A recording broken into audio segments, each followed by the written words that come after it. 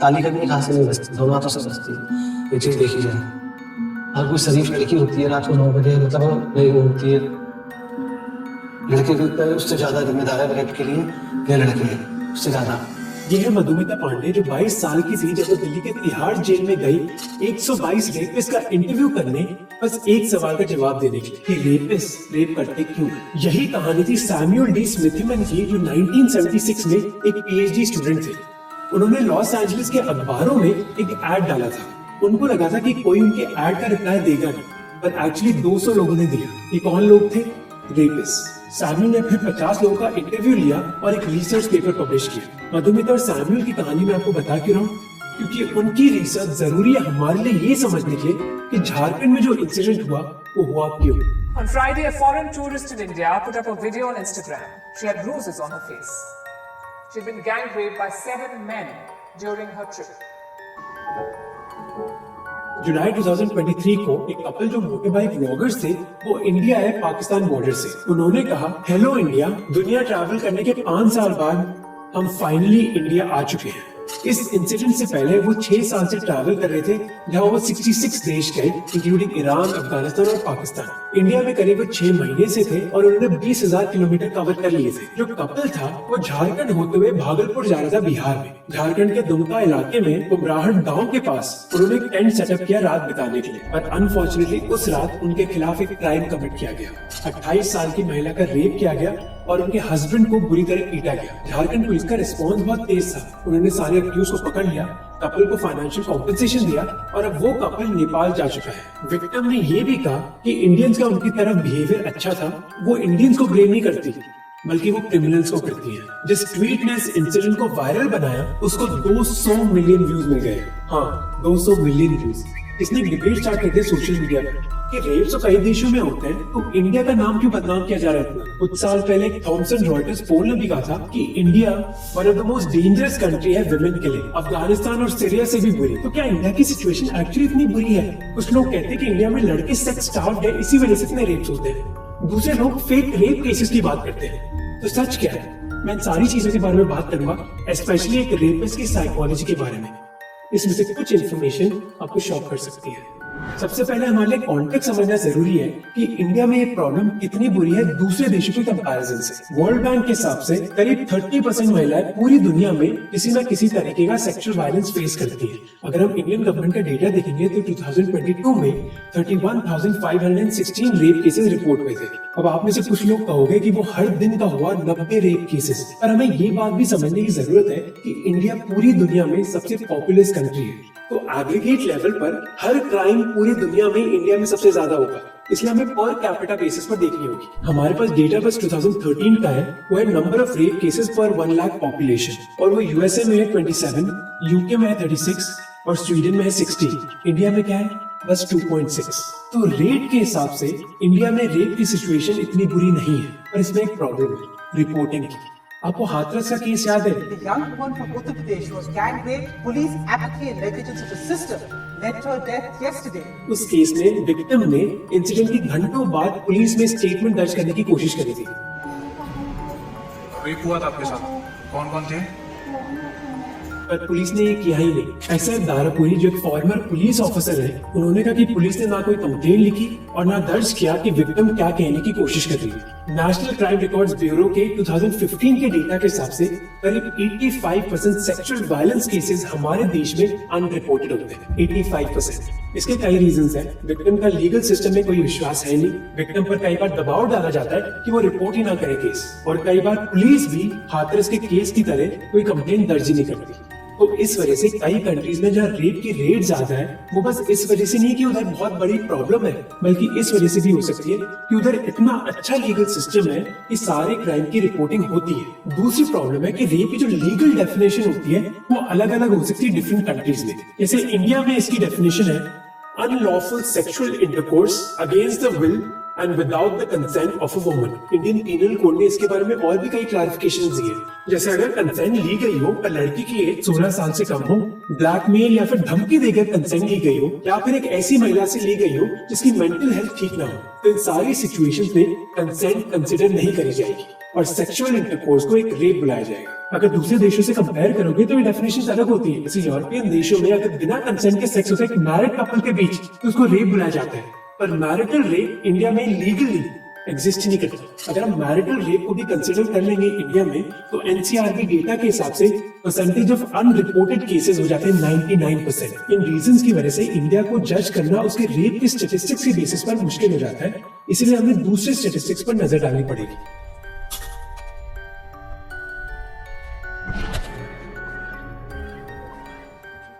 यह है एक scene dark comedy movie Darlings का, जो अनफॉर्चुनेटली कई विमेन की स्टोरी है हमारे देश में। डोमेस्टिक वायलेंस को लीगल टर्म में cruelty against women bye husband और रिलेटिव्स बुलाया जाता है और ये one of the most reported crimes है इंडिया में। 32% इंडियन मैरिड वुमेन ने कहा कि कभी ना कभी उनको फिजिकल, सेक्सुअल या फिर इमोशनल वायलेंस सहना पड़ा है अपने हस्बैंड से। ये परसेंटेज यूके में 24% है और यूएस में 24.3%। और कई कंट्रीज की इंडिया से भी खराब सिचुएशन है, जैसे बांग्लादेश में नंबर 65% है। हम पब्लिक हरासमेंट के स्टैटिस्टिक्स भी देख सकते हैं। 80% इंडियन वुमेन ने कहा कि उनको पब्लिक हरासमेंट झेलनी पड़ती है इंडियन शहरों में। ये नंबर यूएस में 77% है, यूके में 71% और अफगानिस्तान में 93%। तो ये स्टैटिस्टिक्स हमें बताते हैं कि इंडिया की सिचुएशन सबसे बुरी नहीं है पूरी दुनिया में, पर इसका मतलब ये भी नहीं है कि हम इस प्रॉब्लम के बारे में कुछ करें ना। इस चीज के लिए हमें समझना होगा कि रेप होते क्यों है, और इस चीज को समझने के लिए हम पहले समझते हैं कि एक रेपिस्ट की प्रोफाइल होती क्या है। इंडियन रेपिस्ट की प्रोफाइल में 3 कैरेक्टरिस्टिक्स हैं। पहला है कि रेपिस्ट का रिलेशनशिप क्या है विक्टिम के साथ।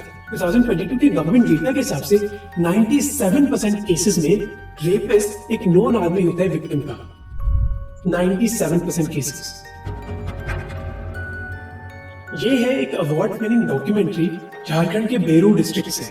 रंजीत एक किसान थे जो अपने परिवार के साथ एक शादी अटेंड करने जाते हैं। रंजीत तो घर टाइम पर आ जाते हैं, पर उनकी 13 साल की बेटी को डिले हो जाता है। रात के 1:30 बजे वो घर पहुंचती है बहुत बुरी हालत में। पता चलता है कि लड़की का रेप हुआ था उसके कजिन से। अब वो नादानी में गलती कर दी तो क्या करें, वो काट को फेंक दे। ये चीज इंडिया में ही नहीं है बल्कि अमेरिकन रिसर्च ने भी दिखाया कि उधर भी विक्टिम यूजुअली रेपिस्ट को जानती है। दूसरा कैरेक्टरिस्टिक है कि मोस्ट रेपिस्ट यंग होते हैं। बेंगलुरु की एक रिसर्च ने दिखाया कि मोस्ट रेपिस्ट की एज 21 से 30 इयर्स की होती है। ऐसी ही चीज दूसरे देशों में भी पाई गई। इनफैक्ट ये ग्राफ है यूएस से, जिसने दिखाया कि जो मोस्ट क्राइम्स कमिट होते हैं वो यंग लड़के ही करते हैं। ये भी कोई इंडिया स्पेसिफिक चीज नहीं है और इस पर भारी रिसर्च हो चुकी है। मेन फैक्टर है पीयर प्रेशर का। लड़कों पर बहुत प्रेशर होता है अपने दोस्तों से एक मैन बनने का, बी अ मैन, जिसमें आते कई टॉक्सिक मैस्कुलिनिटी ट्रेट्स जिसका अंजाम रेप होता है। तीसरा कैरेक्टरिस्टिक है कि मोस्ट रेपिस्ट की लो लेवल ऑफ एजुकेशन होती है। जैसे जब मधुमिता पांडे ने तिहाड़ जेल के रेपिस्ट का इंटरव्यू लिया तो कई तो 3rd और 4th क्लास में ही ड्रॉप आउट हो गए थे। अब ऑब्वियसली 122 का सैंपल साइज बहुत कम है, पर दूसरे देशों में भी ऐसा ही देखा गया। जैसे साउथ अफ्रीका में आधे रेपिस्ट ने ही प्राइमरी स्कूल पास किया था। अब एक कारण ये भी होता है कि जिनके पास एजुकेशन नहीं होती उनके पास पैसा भी नहीं होता, इस वजह से उनको ढंग की लीगल हेल्प भी नहीं मिलती। इसी वजह से पूरी दुनिया में मोस्ट लोग जो जेल जाते हैं वो अनएजुकेटेड और पुअर होते हैं। अब आता है सवाल कि रेपिस्ट रेप करते क्यों है। इस चीज का आंसर जानने के लिए एक तरीका है रेपिस्ट से डायरेक्टली पूछ लो। हर कोई शरीफ लड़की होती है रात को 9 बजे मतलब नहीं घूमती है। लड़के तो उससे ज्यादा जिम्मेदार है रेप के लिए, ये लड़के हैं उससे ज्यादा। यही किया था मधुमिता पांडे ने। मधुमिता को पता चला कि कई रेपिस्ट की ऐसी सोच है। I am not a rapist. Yes, I had sex. I did not take consent for it, or what is consent? Or no, I was not sure that she was saying no. उन्होंने एक 49-year-old rapist का interview लिया जिसने एक 5 साल की लड़की का रेप किया था और पूछा कि आपने ऐसा क्यों किया, तो उसके जवाब से मधुमिता दंग रह गई। उस रेपिस्ट ने कहा कि उस लड़की का कैरेक्टर बुरा था जिस वजह से उसको पनिश करना जरूरी था। मधुमिता ने पूछा कि आपको बुरा नहीं लगा, तो उस रेपिस्ट ने कहा हाँ मुझे बुरा लगा, मैंने उसकी जिंदगी बर्बाद कर दी। अब वो वर्जिन नहीं है और कोई उससे शादी नहीं करेगा, पर जेल के जाने के बाद मैं उससे शादी करने के लिए तैयार हूँ। तो ये एक बहुत गहरा सेंटेंस था। इसने रेपिस्ट की साइकोलॉजी के बारे में हमें कुछ दिखाया कि रेपिस्ट को बुरा लगा, पर इसलिए नहीं कि उसने उसका रेप किया, बल्कि इस चीज के लिए कि अब उस लड़की की शादी नहीं होगी, जो हमें दिखाता है कि किस लेंस से रेपिस्ट समाज की तरफ देखते हैं। प्रोफेसर मेरी कॉस ने भी जब कई रेपिस्ट से पूछा कि क्या आपने जबरदस्ती करी थी अपने विक्टिम के साथ, वो कहते हैं हाँ। और क्या आपने रेप किया था, वो बोलते नहीं। रेपिस्ट के ऊपर बहुत रिसर्च हुई है, सारी लिंक डिस्क्रिप्शन में, और सभी कहते हैं कि रेपिस्ट को कभी बुरा नहीं लगता, बल्कि वो विक्टिम पर दोष डालते हैं। इसको कहा जाता है कॉग्निटिव डिस्टॉर्शन। जयदीप सरकार ने कई रेपिस्ट की मेंटल हेल्थ एनालिसिस करी, जहां उन्होंने कहा कि कई रेपिस्ट का मानना था कि कई बार एक आदमी की सेक्सुअल अर्ज एक डेंजरस लेवल तक पहुंच जाती है, जिसके बाद उसको सेटिस्फाई करना बहुत जरूरी हो जाता है। कुछ रेपिस्ट ने कहा कि अगर मेरा सीमेन वेस्ट हो गया तो मैं बहुत कमजोर हो जाऊंगा और इस कमजोरी को रोकने के लिए एक लड़की को अपने आप को ऑफर करना चाहिए। अब आप भी ऐसी बातें सुनकर शॉक हो गए होंगे। तो रेपिस्ट से हमें डायरेक्टली आंसर नहीं मिल रहा। रिसर्चर्स कहते हैं कि दो थ्योरीज है जो इस बिहेवियर को एक्सप्लेन करती है। पहली है एवोल्यूशनरी और दूसरी है societal. Psychiatrist James A Brussel ने 1968 में कहा था कि कोई भी पैदा नहीं हुआ होता है रेप कमिट करने के लिए, पर पोटेंशियल फॉर रेप हर आदमी में होती है। वो ऐसा क्यों कहते हैं? क्योंकि कई साइकोलॉजिस्ट का मानना है कि एक आदमी रेप करता है एवोल्यूशनरी रीजंस की वजह से। चार्ल्स डार्विन ने कई साल पहले एक थ्योरी ऑफ एवोल्यूशन प्रपोज करी थी। उनका मानना था कि कोई भी ऑर्गेनिज्म अपना मेट चूज करता है कई स्पेसिफिक फिजिकल ट्रेट्स के बेसिस पर। इसलिए कई एनिमल्स एक दूसरे के साथ लड़ाई करते हैं एक फीमेल के साथ मेट करने से पहले, ताकि फीमेल कन्विंस हो जाए कि जो मेल ऑर्गेनिज्म को वो चूज कर रही है वो स्ट्रॉन्ग है। चार्ल्स डार्विन कहते हैं कि यही चीज ह्यूमंस में भी होती है। यहाँ विमेन चूज करती है उन मर्दों को जिनका स्ट्रॉन्ग बिल्ड होता है ताकि वो उनको और उनके बच्चों को प्रोटेक्ट कर सके, जबकि आदमी चूज करते हैं उन औरतों को जिनकी हिप्स और ब्रेस्ट बड़ी होती है, जो एक इंडिकेटर होता है फर्टिलिटी का। एवोल्यूशनरी थ्योरी कहती है कि हर ऑर्गेनिज्म का पर्पस है कि उनका जीन फैले, जिस चीज के लिए वो कई रिस्की चीजें भी करते हैं। और जो लोग रेपिस्ट की साइकोलॉजी के लिए एवोल्यूशनरी थ्योरी यूज करते हैं वो कहते हैं कि रेपिस्ट भी यही चीज करने की कोशिश कर रहे हैं। मोस्ट रेप की विक्टिम्स 18 से 30 साल की उम्र में होती है। इंडिया का अगर हम 2022 का डेटा देखें तो 66% विक्टिम्स इस एज ग्रुप में थी। और ये एवोल्यूशनरी थ्योरी कई जगह फेल हो जाती है। जैसे 2022 में 112 लड़कियों का रेप हुआ था जिनकी उम्र 12 साल से कम थी, और 1000 से ज्यादा महिलाओं का रेप हुआ था जो 45 ईयर से ज्यादा थी। ये विमेन तो पीक फर्टिलिटी में नहीं थी। इसी वजह से कई रिसर्चर्स कहते हैं कि एवोल्यूशनरी थ्योरी को यूज करना एक बहाना होता है किसी भी सोसाइटी के लिए ये कहना कि हमारी सोसाइटी में कोई प्रॉब्लम नहीं है, प्रॉब्लम तो ह्यूमन बीइंग्स में है। ये चीज कई लोग यूज भी करते हैं एक रेपिस्ट को डिस्क्राइब करने के लिए कि रेपिस्ट कैसा दरिंदा था, एक मॉन्स्टर था, एक जानवर था। इससे वो अपनी रिस्पॉन्सिबिलिटी भूल जाते हैं कि वो आदमी ही जानवर था, हमारे समाज में कोई प्रॉब्लम नहीं थी। जो सोशियो कल्चरल थ्योरी है वो उल्टा कहती है कि एक आदमी रेपिस्ट बनता है अपने समाज की वजह से। मुकेश सिंह एक कन्विक्टेड रेपिस्ट थे निर्भया कांड में। साल 2012 दिसंबर की एक रात चलती बस में निर्भया नाम की एक लड़की के साथ रेप हुआ। ताली कभी एक हाथ से नहीं बजती, दोनों हाथों से बजती है। हर कोई शरीफ लड़की होती है रात को 9 बजे मतलब नहीं घूमती। ऐसे ही व्यूज हमारे सोसाइटी में भी है। एक हाथ से सारे कभी बच्चे आपस में तालमेल होते हैं, लड़की लड़कों की जब ताली बजती है ना ताली नहीं बजती एक हाथ से। इसलिए कई लोग कहते हैं कि ये सोसाइटी की गलती है, पर प्रॉब्लम ये है कि जो वो आर्गुमेंट यूज करते हैं वो गलत है। कई लोग बोलते हैं कि रेप्स इसलिए हो रहे हैं क्योंकि जो लड़के हैं हमारे समाज में वो सेक्स स्टार्व्ड है, सेक्स की भूख है। पर मधुमिता और दूसरे लोग की रिसर्च ने दिखाया कि ये गलत है। रेप सेक्स के बारे में नहीं है बल्कि वो पावर और डोमिनेशन के बारे में है। रेप एक टूल है लड़कों के लिए लड़कियों को कंट्रोल करने का। ऐसे ही ट्रेडिशनल व्यूज कई पॉलिटिकल लीडर्स के होते हैं। ये डरते हैं गलती हो जाती है तो देश को भी फांसी दे दी गई। जैसे मुलायम सिंह यादव ने कहा कि लड़कों से गलतियां होती रहती है, फांसी पर डालने की क्या जरूरत है। 2012 में आरएसएस के चीफ मोहन भागवत ने कहा कि रेप्स इंडिया में होते हैं, भारत में नहीं। Bhagwat said such crimes hardly take place in Bharat, but they occur frequently in India. इसकी ट्रांसलेशन ये है कि अगर लड़कियां बस ट्रेडिशनल चीजें करें तो उनको कुछ नहीं होगा। जैसे वो मॉडर्न बन जाती है, छोटे कपड़े पहनती है, पैसे कमाने लग जाती है, घर के बाहर जाती है तो प्रॉब्लम हो जाती है। पहले तो वैसे कपड़े नहीं थे तो बलात्कार कहाँ होता था? पहले नहीं होते थे। आम प्रदर्शन होगा तो भैया अच्छे अच्छे का दिल मचल जाता। आई एम श्योर उस स्पेनिश लड़की की फोटो देखकर कई लोग ये बोलेंगे अगर कोई लड़की ऐसे कपड़े पहनेगी तो रेप तो होगा ही। पर इन सारी चीजों के पीछे मेन कारण है जिस तरीके से लड़कियों के बारे में सोचा जाता है हमारे समाज में। किसी भी पेट्रियार्कल सोसाइटी में लड़कों और लड़कियों का स्टेटस अलग अलग होता है। लड़कियों को बाहर नहीं निकलना चाहिए, जब कोई काम हो तभी निकलना चाहिए, नहीं तो घर में रहना चाहिए। हाँ। किसी भी पेट्रियार्कल सोसाइटी में बोला जाता है कि लड़कियां कमजोर होती है, वो इंडिपेंडेंटली सोच नहीं सकती और इसी वजह से उनको कंट्रोल करने की जरूरत है। मैं वापस बोलता हूँ, इन समाजों में बिलीफ ये होता है कि लड़कियां कमजोर हैं, वो इंडिपेंडेंटली नहीं सोच सकती, इसी वजह से उनको कंट्रोल करने की जरूरत है। अगर कंट्रोल नहीं किया जाएगा तो वो गलतियां कर बैठेंगी। मेल को ही ज्यादा माने जाते हैं कि लड़की तो कुछ नहीं होता, इसको कैसे ना कैसे निपट लेंगे इससे। तो जब ये कंट्रोल करने की डिजायर बहुत एक्सट्रीम हो जाती है तो उसका कॉन्सिक्वेंस होता है सेक्सुअल वायलेंस। और इस कंट्रोल के कई एग्जाम्पल दिए जा सकते हैं हमारी सोसाइटी में। जैसे 80% महिलाओं को आज भी परमिशन लेनी पड़ती है एक हेल्थ सेंटर जाने से पहले। करीब आधी महिलाएं एक बार भी अपने घर से बाहर नहीं जाती एक दिन में। पेट्रियार्की की एक यूनिक चीज ये है कि कई विमेन भी इन बातों में विश्वास करने लग जाती हैं। मर्द तो ऊपर ही होगा, जनानी तो नीचे ही आ गया, किसी नहीं नीचे। इसी वजह से 29% इंडियन विमेन मानती हैं कि एक हस्बैंड के अपनी बीवी को मारना ठीक है अगर वो बीवी घर से बाहर चली जाती है बिना बताए। 14% विमेन कहती है कि एक हस्बैंड अपनी वाइफ को मार सकता है अगर वो सेक्स करने से मना कर देती है। इस कंट्रोल की वजह से ही पब्लिक स्पेसेस में इंडिया में आपको ज्यादा लड़कियां मिलेंगी ही नहीं।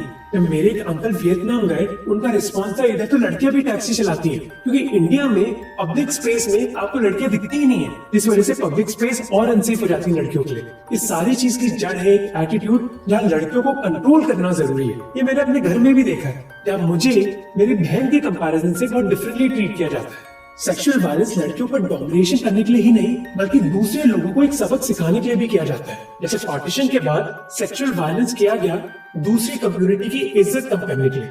यही चीज हमने मणिपुर में भी देखी और यही चीज हमें देखने को मिली रोहिंग्या वायलेंस में म्यांमार में। Again and again, women and girls as young as 14, 16 years have described how they've been grabbed by military men and brutally raped. पर नुकसान तो लड़कियों का ही होता है। जैसे रिसेंटली बंगाल के संदेश खाली में 55 दिन के बाद टीएमसी लीडर को अरेस्ट किया गया सेक्सुअल वायलेंस के चार्जेस पर। Ruling Trinamool Congress Party leader Sheikh Shahjahan has now been arrested by the police. कई लड़कों के जो दिमाग में होता है कि लड़कियां कमजोर होती है, वो चले भी जाएगा एक्सपोजर थेरेपी से, यानी कि अगर वो लड़कियों से बातचीत करेंगे। पर ये ना हमारे समाज में होता है, ना स्कूल में, ना घर में। ये है दिल्ली के पास एक गाँव उज्जैला, जहाँ हर घर के बाहर कमरे हैं जिनको बैठक कहा जाता है। Bedrock is like a common room. They become the sleeping quarters for the unmarried boys of the family. इन लड़कों को अपने घर में घुसना अलाउड नहीं है। ये लड़के अपने घर में तभी घुस सकते हैं अगर वो खाना खाना चाहते हैं या फिर कोई इमरजेंसी हो। एक किस्म का मतलब कंट्रोल है। गाड़ी में अगर ब्रेक नहीं है तो गाड़ी बनवा जहाँ जाके ठुक जाएगी। तो यही आदमी की ब्रेक ही समझो इन बातों में। लड़कियों को देखने की बात तो छोड़ो, जब लड़कियों से बात ही नहीं हो रही अपने ही परिवार में, तो जो मिसकंसेप्शन है दिमाग में वो कैसे जाएंगे। यही चीज हम स्कूल में भी देख सकते हैं। जैसे एक रीसेंट वीडियो में मैंने बात करी थी कि कैसे बेंगलुरु के केंद्रीय विद्यालय स्कूल में स्कूल कॉरिडोर में सीसीटीवी लगा दिए गए, ये देखने के लिए कि लड़के और लड़कियां बात तो नहीं कर रहे। 95% इंडियन स्कूल कोएड जरूर है, पर एक साथ बैठना अलाउड है लड़कों और लड़कियों को, क्योंकि बचपन से लड़कों और लड़कियों के बीच में इतना बड़ा डिस्टेंस होता है कि बहुत मिसकंसेप्शन नॉर्मलाइज हो जाते हैं किसी के भी दिमाग में। कि उनको ज्यादा जींस की पैंट पहन के चलती है तो लड़कों को ऐसे आकर्षित होते हैं उनको देख के, तो इसी वजह से कई लड़कों को लगता है कि एक लड़की ने स्माइल कर दी तो वो इनविटेशन दे रही है। लड़कियां लड़कों को देख के स्माइल करती है तो अगलों को ऐसे लगता है कि हमारे से आकर्षित हो रही है, इस वजह से रेप होता है। इन एटीट्यूड्स को रीइंफोर्स किया जाता है हमारी फिल्म से, चाहे वो तमिल हो, तेलुगु। आखिर तुम समझते क्या हो? यही कि तुम उसे बेहद प्यार करती हो। तेरा सर, सपने बीवी तुझसे प्यार नहीं करूंगी। करोगी? नहीं करूंगी। या फिर हिंदी।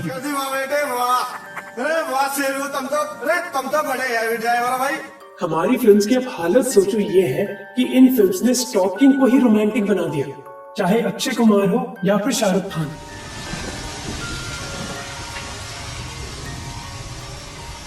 बड़े बड़े स्टार्स ने इंडियन लड़कों को प्यार करना सिखाया है, जहाँ ना का मतलब ना नहीं है बल्कि हाँ है। अब आप में से कई लोगों को बहुत छोटी सी चीज लगेगी, पर कई रेपिस्ट ने ये चीज यूज करी अपनी जस्टिफिकेशन में, जहाँ वो बोलते हैं कि एक लड़की समझ नहीं पाती कि वो चाहती क्या है। इसे जब वो ना भी बोल रही है, वो एक्चुअली ना नहीं बोल रही, बल्कि वो हार्ड टू गेट प्ले कर रही है और वो सेक्सुअल इंटरेक्शन चाहती है।